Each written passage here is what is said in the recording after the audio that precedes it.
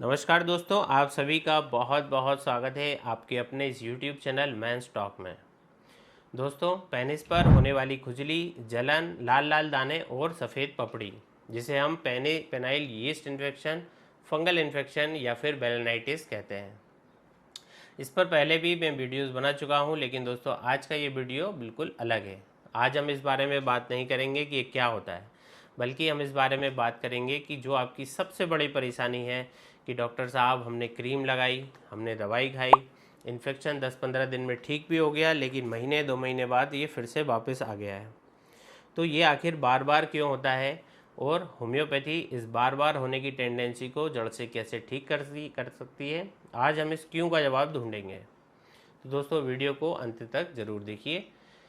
देखिए, इसके जो लक्षण और जो सिम्टम्स है वो आप में से ज़्यादातर लोग अनुभव कर चुके हैं कि लिंग के आगे के भाग पर यानी कि ग्लांस पेनिस पर रेडनेस का आ जाना, उस पर छोटे छोटे दाने निकल आना जिनमें बहुत तेज़ खुजली और दर्द होता है।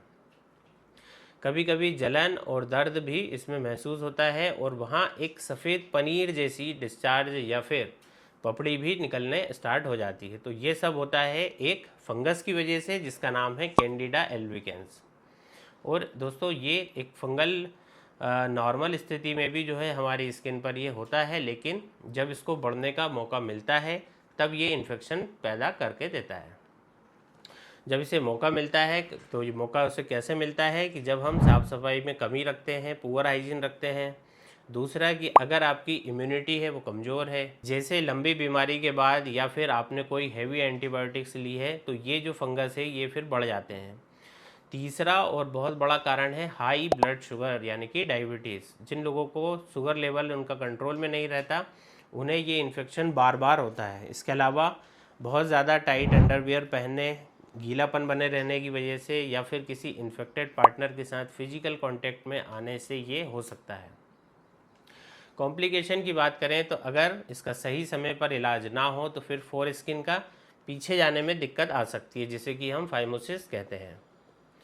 तो अब हम आते हैं दोस्तों इस वीडियो के सबसे इम्पोर्टेंट हिस्से पर कि होम्योपैथी इसको कैसे ठीक कर सकती है।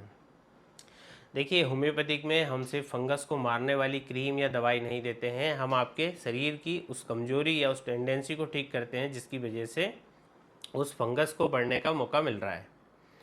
हम कॉज के हिसाब से दवाई को चुनते हैं। तो मैं आज आपको 3 ऐसी मेन होम्योपैथिक मेडिसिन बताता हूँ जो कि इस कंडीशन में सबसे ज़्यादा इस्तेमाल होती है, और आप खुद से समझ पाएंगे कि होम्योपैथी कैसे काम करती है। तो हमारी जो सबसे पहली और चैम्पियन दवाई है दोस्तों, वो है सल्फर 6। दोस्तों, ये दवाई हम कब देते हैं? तो ये हम देते हैं जब इन्फेक्शन का जो कारण है वो गर्मी, पसीना और साफ़ सफाई की थोड़ी कमी रहने की वजह से होती है। इसका जो पेशेंट है वो दिखने में भी थोड़ा सा अनहाइजेनिक लगता है, उसको गर्मी बहुत ज़्यादा लगती है, इन्फेक्शन वाली जगह पर लाली बहुत ज़्यादा होती है और खुजली इतनी तेज़ होती है कि पेशेंट खुजा खुजा कर परेशान हो जाता है। और खुजलाने के बाद भी वहाँ पर दोस्तों जलन होना स्टार्ट हो जाती है, और ये खुजली जो है खासकर रात में बिस्तर की गर्मी से बढ़ जाया करती है। तो अगर आपके इस तरह के सिम्टम्स हैं कि खुजली और जलन आपको है, गर्मी बहुत ज़्यादा लगती है और प्रॉब्लम बार बार लौट कर यदि आ रही है, तो सल्फ़र 6 की 2 बूंदें डायरेक्टली जीभ पर आपको लेना है दिन में 3 बार, सुबह, दोपहर और रात। इससे आपकी जो टेंडेंसी है ये धीरे धीरे ख़त्म हो जाएगी। और अब हम आते हैं दोस्तों दूसरी दवाई पर। इसका नाम है मर्क सोल 30। ये दवा तब काम आती है जब इन्फेक्शन थोड़ा सा सीरियस हो जाए, जब वहाँ पर सिर्फ लाली और खुजली ना हो बल्कि छोटे छोटे ब्लिस्टर्स, छाले और घाव जैसे वहाँ पे बन जाए, स्किन कच्ची कच्ची सी लगे और उससे जो है हल्का बदबूदार चिपचिपा सा पानी भी निकले।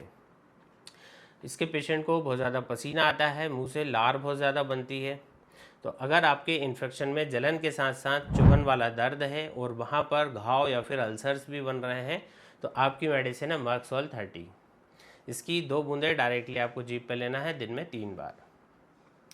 तीसरी और एक बहुत ही स्पेसिफिक दवाई है जो कि अचानक से होने वाले बहुत तेज़ इन्फेक्शन में काम आती है, उसका नाम है क्रियोजोट 30। इस दवाई की सबसे बड़ी जो पहचान है वो है जलन, ऐसी जलन कि मानो आग सी लग रही हो। और इसका जो डिस्चार्ज होता है वो एक्रीड होता है, यानी कि छीलने वाला होता है। वो डिस्चार्ज जहाँ की भी स्किन पर लगता है वहाँ की स्किन लाल हो जाती है और छिल जाती है। इसी के साथ साथ ज़ोरदार खुजली होती है और खुजलाने से भी ये कम नहीं होती। कई बार इसके साथ साथ पेशाब में तेज़ जलन होने का सिम्टम्स भी पेशेंट हमें बताते हैं। तो अगर आपके इन्फेक्शन में जलन है, खुजली है, एक्सट्रीम लेवल पर है और डिस्चार्ज लगने वाला है, स्किन को छील दे रहा है, तो क्रियोजोट 30 आपके लिए अमृत के समान है। इसकी भी दोस्तों 2 बूंद डायरेक्टली आपको जीभ पे लेना है दिन में 3 बार। अब इन दवाइयों के साथ साथ एक सपोर्टिव के लिए मैं आपको, जिससे कि आपको जल्दी आराम मिले, उसके लिए मैं एक बहुत ही इफ़ेक्टिव मदर टिंचर कॉम्बिनेशन बताता हूँ दोस्तों। इसको पीना भी है और लगाना है, दोनों काम ये आएगा। आपको इसके लिए 2 होम्योपैथिक मदर टिंचर लेके आना है। पहला है एस्चिनेशिया मदर टिंचर, जो कि इम्यूनिटी को बढ़ाता है, खून को साफ़ करता है, और दूसरा है दोस्तों कैलेंडुला ऑफिसिनालिस का मदर टिंचर, जो कि एक बेहतरीन एंटीसेप्टिक होता है, घाव को हील करता है जल्दी से। तो आपको एक 30 ml की खाली बोतल लेके आनी है, उसमें 15 ml एस्चिनेशिया क्यू और 15 ml कैलेंडुला क्यू को मिला लेना है। बस आपका कॉम्बिनेशन अब तैयार है। अब आपको इस्तेमाल कैसे करना है, तो आप इस कॉम्बिनेशन की 20 बूंदें आधे कप गुनगुने पानी में डालकर दिन में 2 बार पिएं, और 2 ही बार इसको जो है कॉम्बिनेशन की 10 बूंदें रुई में लेकर इन्फेक्शन वाली जगह को अच्छे से साफ़ करें, और साफ़ करके फिर उस जगह को हमेशा सूखा भी रखें।